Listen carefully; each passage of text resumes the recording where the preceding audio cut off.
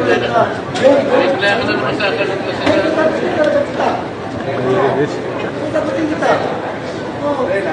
Lagi ka naman gumaganyan.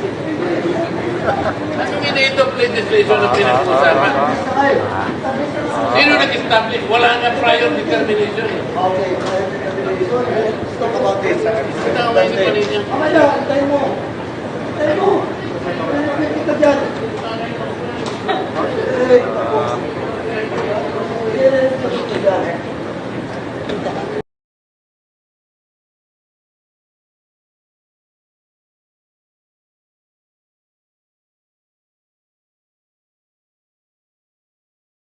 Wish to manifest, Madam Chair, that the filing of an answer or appeal as the more appropriate term is not mandatory.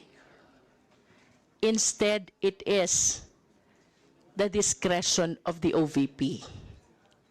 As a matter of fact, if the OVP fails to file an appeal, it renders the disallowance final and executory. Otherwise, if they file an appeal, there's a possibility for reversal. And be that as it may, Madam Chair, this representation does not see any issue why the COA should not disclose the notice of disallowance. Let us all be reminded by the constitutionally guaranteed right of the citizens to public information on matters concerning public interest. And even assuming that after the filing of an appeal, the notice of disallowance was reversed, the COA has all the liberty to disclose to the public that they were wrong in issuing the ND, and that later on the OVP was able to justify the basis for the issuance of the ND. So to conclude, Madam Chair, the filing of an answer or an appeal as a more appropriate term is not mandatory. Instead, it is discretionary. If the OVP files an appeal, then she has a chance to reverse the decision in the ND.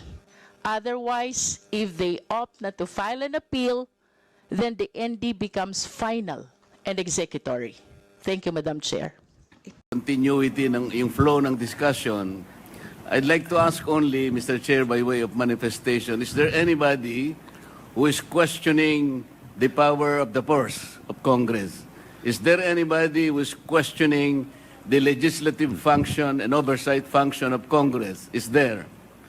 Because if there is none, then we are not supposed to overextend the discussion or any manifestation, because nobody is questioning that. And I think nobody could question that. Even the privileged speech of the Honorable Valeriano. I think the proper question there, the proper title is not asserting the power of the purse. We should not assert it because that power is inherent in us. Asserting or not asserting that power is of no moment.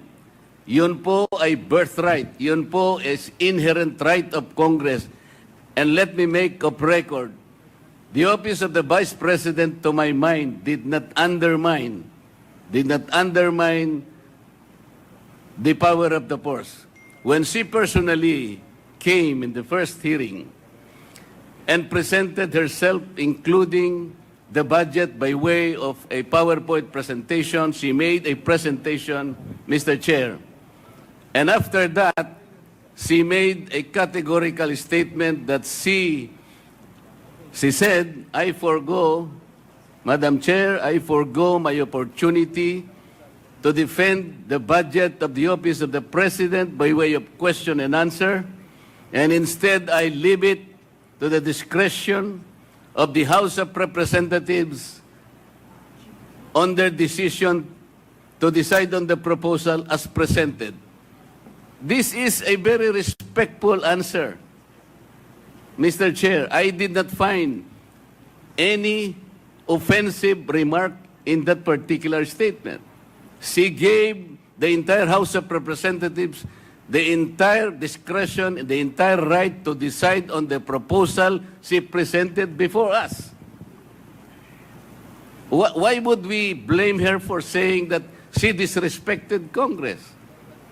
No, sir. I think it was triggered by the fact that questions were asked in relation to the confidential and intelligence funds. To my mind, Mr. Chair, these particular funds were subjected to a notice of disallowance. But the notice of disallowance by its nature, by its very nature, Mr. Chair, is contestable. It is appealable. It is yet to be explained. And initially, as explained by the representative of COA, the notice of disallowance suffered by way of supporting documents, by way of non-compliance with certain requisites.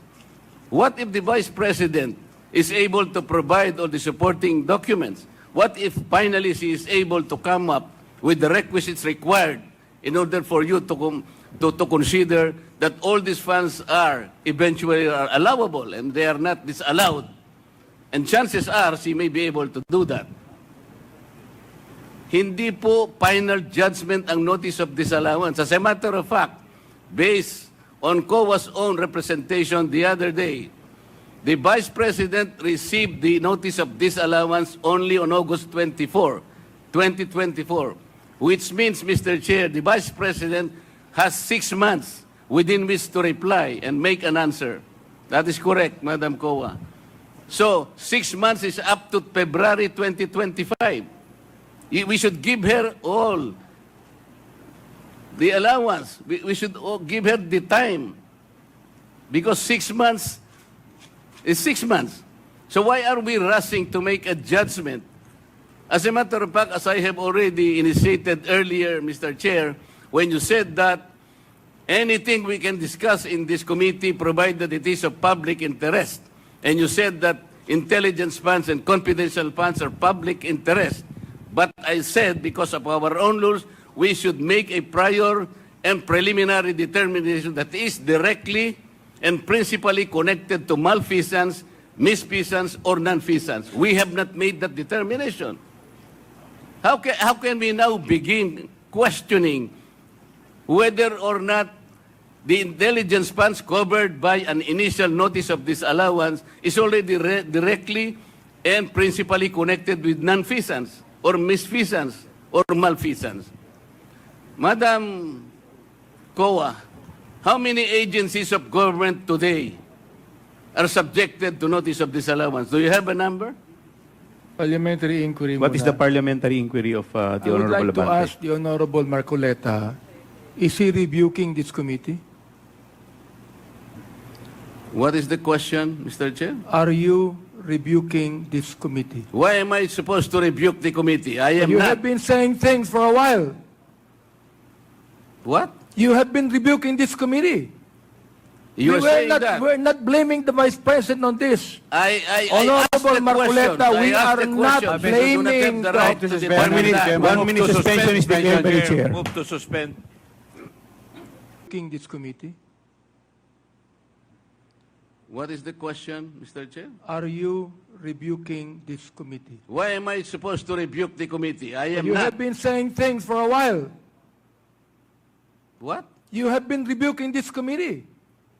You are saying that. We're not blaming the Vice President on this. I Honorable asked the Marcoleta, question. we I asked are the not question. You do not blaming have the right to the- determine that. 1 minute suspension is declared by the chair. Move to suspend.